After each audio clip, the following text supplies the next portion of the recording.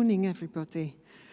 Just to put into context this passage, because it starts off in a funny bit, it's following the resurrection of Jesus, and he meets the disciples at the Sea of Galilee on the shores and tells them, because they've actually been fishing all night and got nothing, and he told them where to fish, and they brought in loads of fish in their nets, and they had breakfast together. So this is following breakfast. So when they had finished eating, Jesus said to Simon Peter, "Simon, son of John, do you love me more than these?"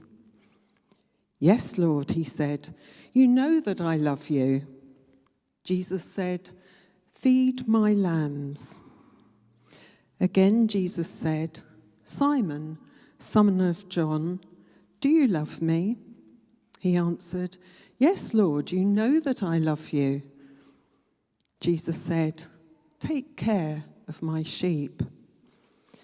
The third time he said to him, "Simon, son of John, do you love me?"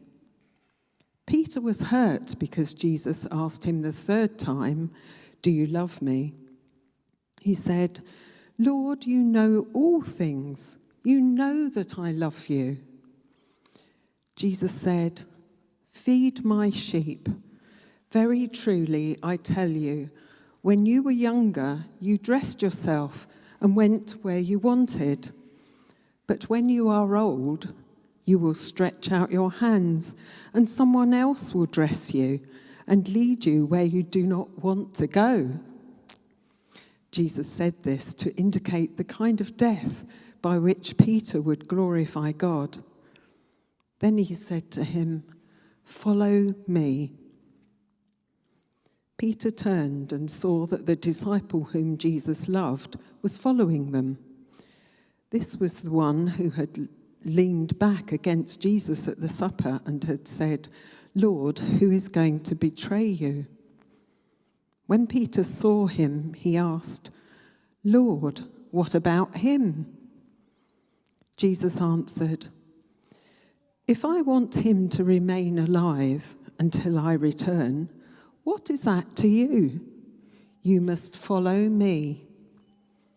Because of this, the rumor spread among the believers that this disciple would not die. But Jesus did not say that he would not die. He only said, "If I want him to remain alive until I return, what is that to you?"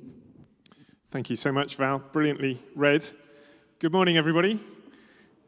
As you heard, my name's Paul, and sat there, I just realized that as of last month, we've been in this church for 20 years. 20 years. Amazing. What a joy. Thank you very much. And this morning we have this talk. We're looking at Peter, and it's a part of a series we're doing looking at encounters with Jesus in the Bible. And as you can imagine, there's a lot of encounters with Jesus in the Bible. It's packed full of encounters with Jesus. But we don't need to just look to the Bible for encounters with Jesus, because we can encounter Jesus all the time right now today. People are encountering Jesus today right around the world. And I wanted to tell you the story of one encounter with Jesus that I know of. So this is going back a little bit. Almost 20 years ago, I was on a trip to the country Sudan. You've seen Sudan in the news a little bit. Tragically, at the moment, a lot of conflict and suffering there. And I was visiting some of the churches in the northern part of Sudan. And it's a very strongly Muslim country, so the churches tend to be quite a small minority and have been quite persecuted and tend to be quite private. And the church I was with, they were telling me a story about a member who joined their church. And many years before this, they'd had a church weekend away, so they'd gone away together as a church to encounter God.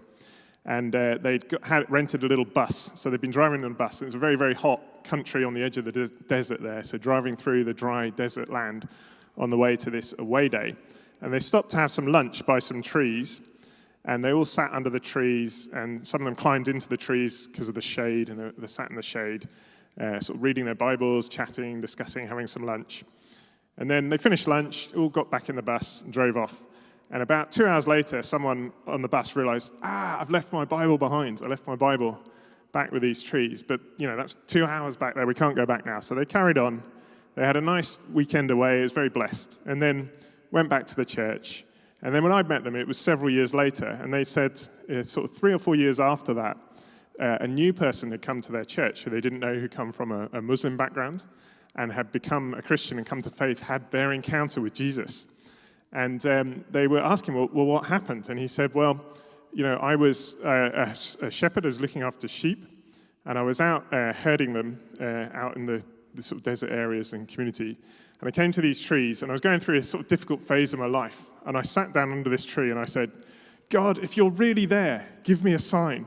And this book fell smack straight in my lap, the Bible. So amazing. God and Jesus is encountering people right around the world today in all kinds of amazing ways, as well as in the Bible. But this morning we'll look at Peter. And in this series, we've been looking at a whole series of encounters with Jesus. And throughout the Gospels, we see Jesus encountering people in so many ways. So you remember the story of Zacchaeus, another guy who went up a tree to see Jesus over the crowds, or the woman at the well that Jesus met with, or the woman who was about to be stoned that he saved and spoke to her.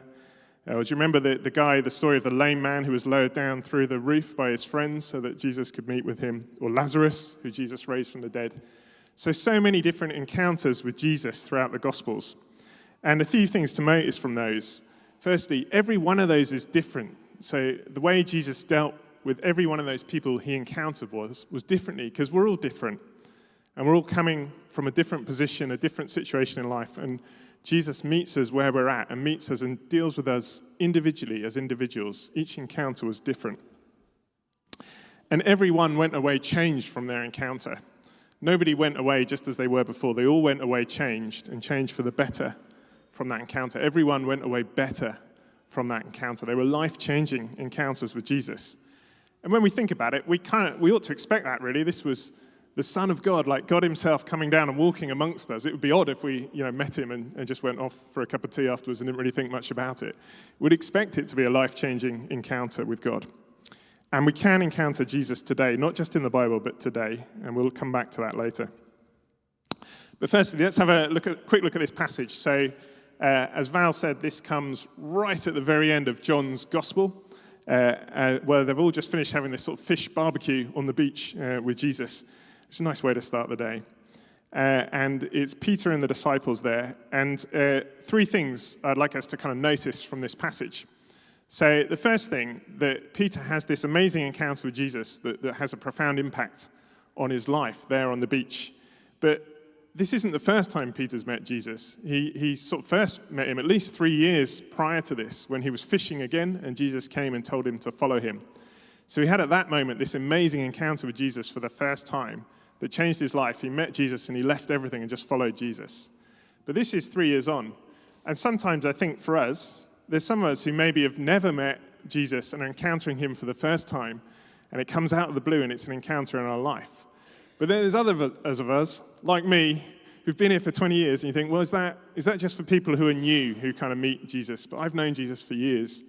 But here's Peter, he's known him for years, and yet this encounter he has with him changes his life again. That we can, even if we've known Jesus for 20, 30, 40, 50 years, we can still encounter him afresh every day, and still he can speak to us, and we can go away changed from that encounter each and every day. It's not just for when we first come to know him, although it is for them too. The second thing to notice, there's this famous passage where Jesus asks him 3 times, "Do you love me?" And he replies 3 times, "Yes, I do love you." I'm sure many of us have heard this before and thought, "Why? This is a bit odd. Why does he ask the same question 3 times over?" And many of you will have heard that if we go and look at the Greek that this was written in originally, there's slightly different words used for love. So what's happening here is Jesus is saying to Peter, "Do you agape me?" which is the all-encompassing love, the unforgiving, selfless, amazing love of God. Do you love me like that? And Jesus is saying, "I phileo you," which is a different kind of love, which is like a brotherly, friendly love. So maybe very badly translated, he might be saying, Jesus is saying to him, "Do you really, really, really love me?" And Peter's saying, "I kind of really love you." So there's a bit of, he's sort of coming back. There's a little bit of reserve. So that's the first 2 times that Jesus says that. And then the third time, Jesus uses that same word, that phileo word. So he's sort of meeting Peter where he's at, slightly coming down to Peter's level and meeting him where he's at. And this is something I think that's amazing about this encounter too, that Jesus is again meeting Peter where he's at. He's not asking him to go further than he's able to go at the moment, but Jesus is coming to him and engaging with him where he is. And another cool thing about these 3 times is you may remember previously, before Jesus' crucifixion, Peter denied Jesus 3 times. Do you remember he was in after Jesus has been arrested, and the guards asked him, "Weren't you with this guy?" And he said, No, I've never met him. I wasn't with him. So he denied him 3 times, and now he's died and raised again, and here he has the opportunity 3 times to say he loves him and he follows him. So this amazing reaffirmation of Peter, who'd been so broken through what he'd done and that sense of betrayal, that here is Jesus reaffirming him, giving these 3 opportunities to say that he loves him and he'll follow him. And you'll see from that passage, ultimately that following Jesus would lead to his own death. It was about 30 years later that Peter would be crucified, just like Jesus was, and followed him. So he's gone from being the guy who was afraid of that and so denied Jesus and hid, to the guy who's accepted that and loves Jesus and follows him. So a real sense of Peter going through this valley and back out the other side, and Jesus affirming him and reaffirming him and blessing him. And the final thing I wanted to draw attention to in this passage is, even after that, even after Peter's been reaffirmed and blessed by God, and he's messed up, but God's restored him and Jesus has restored him, he's still human, he's still getting it wrong. So when he looks at the other disciple, who's the disciple John, who wrote the gospel, and as soon as Peter said this, he says, well, what about that guy? You know, what are you asking him?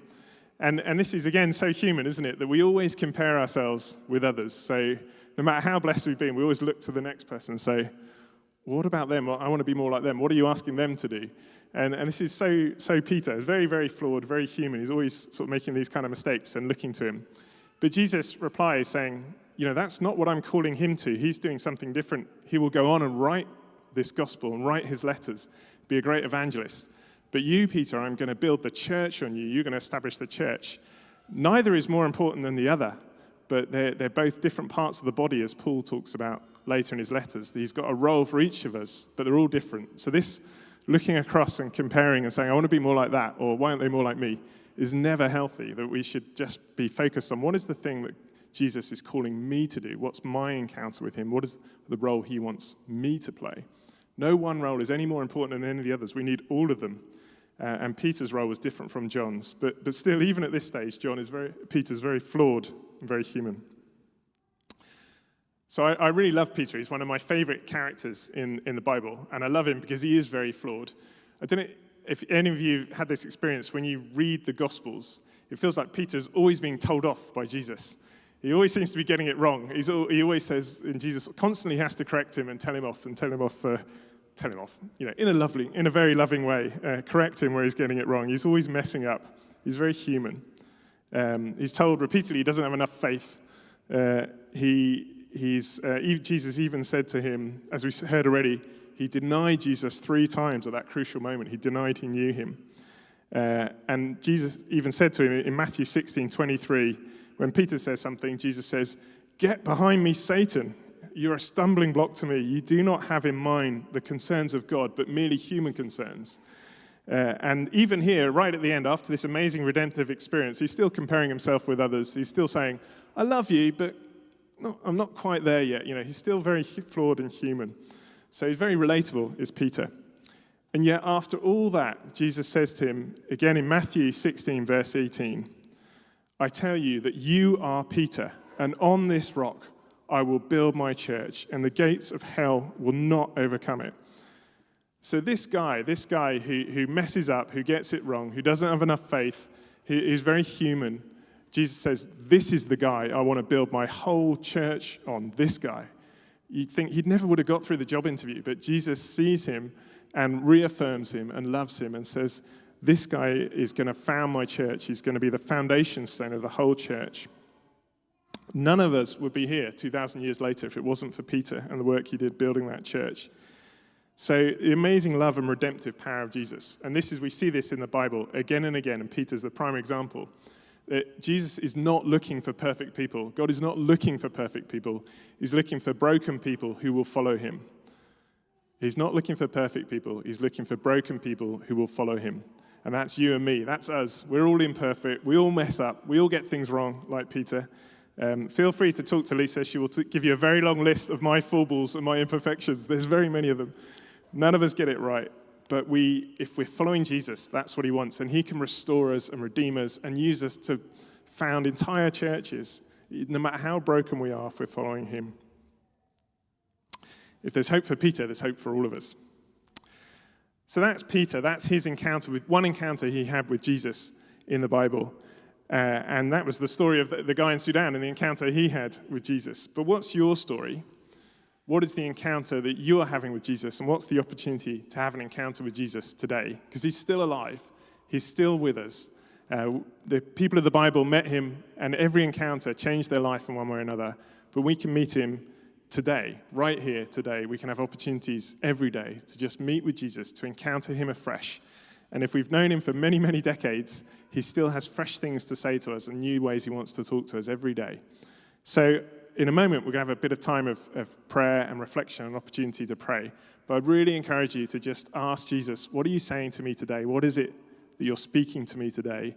Don't go away today without having another encounter with Jesus today. Thank you all.